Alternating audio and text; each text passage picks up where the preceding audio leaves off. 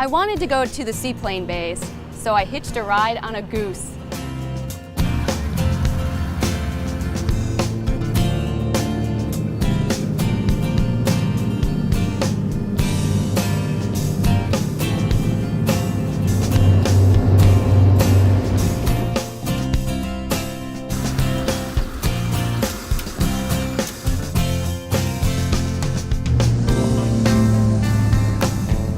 AirVenture Seaplane Base. We're approximately 4 miles as a bird flies from the center of the airport.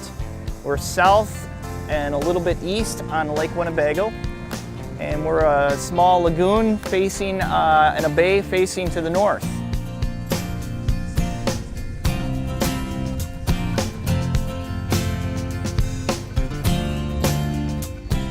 The base in general is a more relaxed area. You have a lot of large, mature trees providing shade.